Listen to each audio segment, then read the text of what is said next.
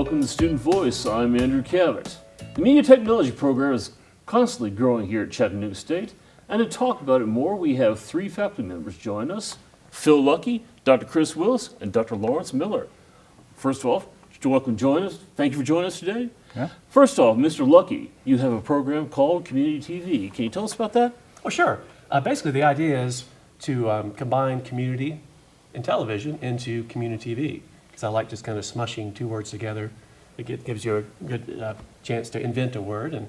But the idea is to give the Chattanooga area a chance to distribute the videos that they create, and also to make those videos accessible to people who might not have a computer or another way of seeing it. So in a sense, it's like a local version of YouTube that displays what people in the community are making. And what I think is really exciting about Philip's idea is there's now more than ever people creating content because the tools for doing so are in your pocket all the time in a smartphone. And the technology to edit those is now also on that smartphone. So whenever I have students come in my office and tell me about things they did in high school or skate videos they've done or whatever else, I'm like, let's see it. I want to see that right now. And it's really exciting that everyone is a movie producer. Everyone's a musician and a recording artist. Everybody has all these tools. But Philip's got this idea to kind of conglomerate that locally and share that in a combined fashion. I just think that's a really exciting thing that should be going on in Chattanooga. Absolutely. I think one thing that the technology today gives an opportunity to really build on some concepts that have been around for a long time. Of course, with television, you had local television for years, but that was very expensive and very cumbersome. I got involved in community access television that was on the cable systems, and there's quite a big flurry of that about 30 years ago.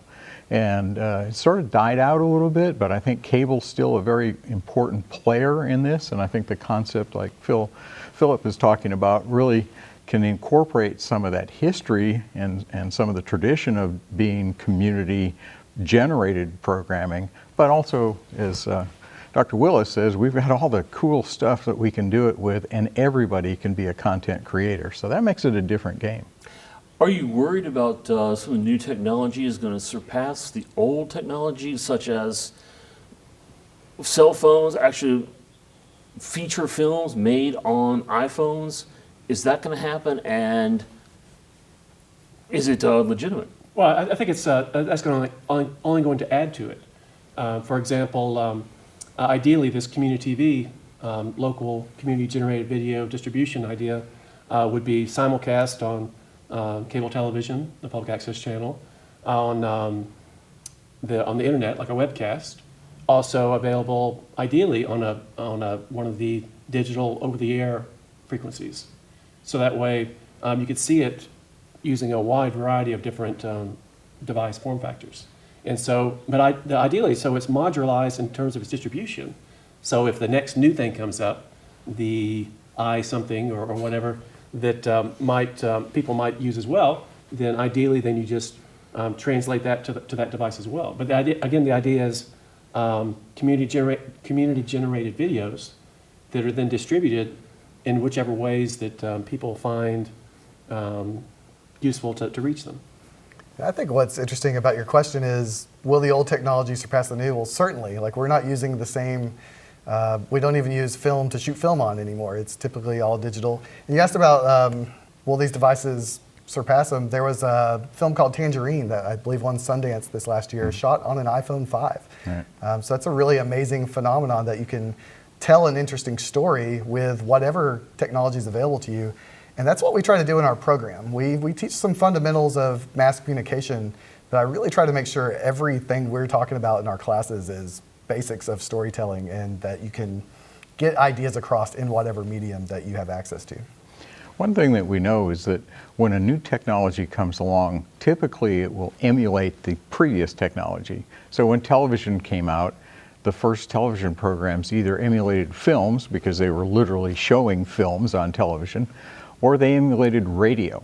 So you had things like sporting events, wrestling or something like that, that would be a radio style, but with one simple camera pointed. Now the technology is ubiquitous. And this is the game changer really for the digital age, is the fact that the phone I have in my pocket shoots a quality of video level that is far superior than when video first started becoming available in a tape format for home use. What is the next step? What are we going to be doing? Well, y'all going to be doing, because I'm not going to be alive, but in the next 50 years. Well, who would know? Let's find out. Stay tuned. Stay tuned. That's a good one. I'm really interested in wireless. I think all of these wires between any devices are going to disappear. And I'm curious to see how that affects internet service providers and phone companies when it becomes more based on the cell towers that are already up there.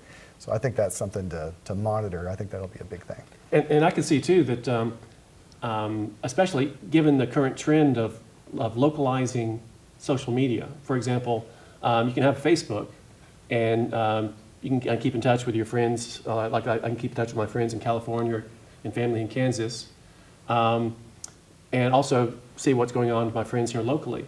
So taking like a national or international social media channel or outlet and finding a way to localize it more and more, so that way it helps in interacting with people that I see every day.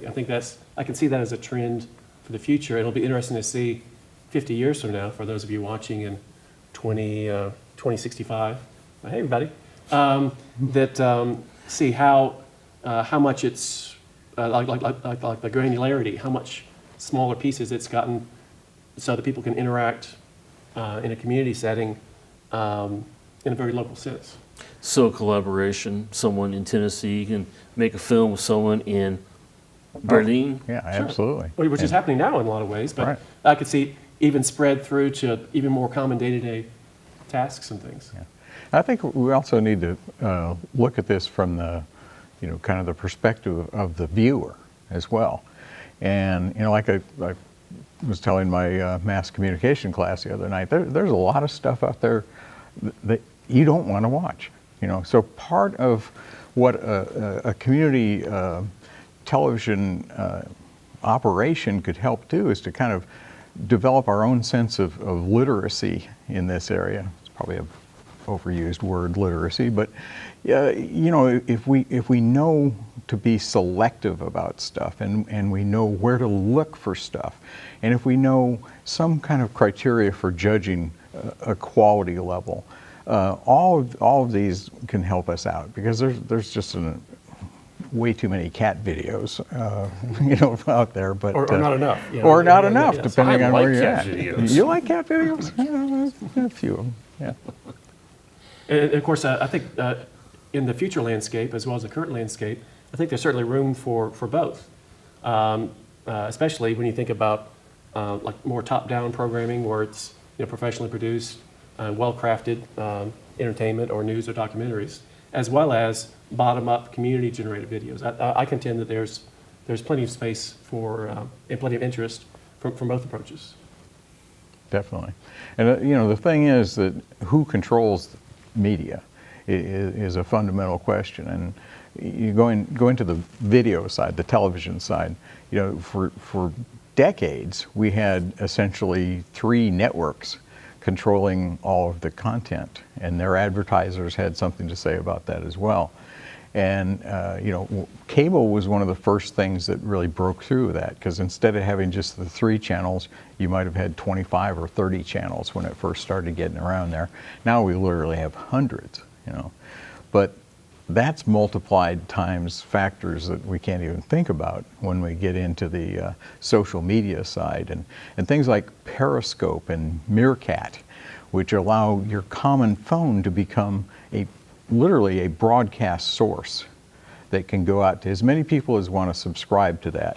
They're going to see it live. That's astounding. I've even seen technology that allows you to sync different people's phone streams together. So you could go back and look at a concert from different people's points of view, and actually, like you're a video switcher in a television program, switching between different spaces in the theater. Wow. And it's a pretty amazing that just the sky's the limit on what we can do with technology in the future. It's just really coming up with good ideas that help us tell actual stories, or share content that people want to watch, and that's going to be the key. It is.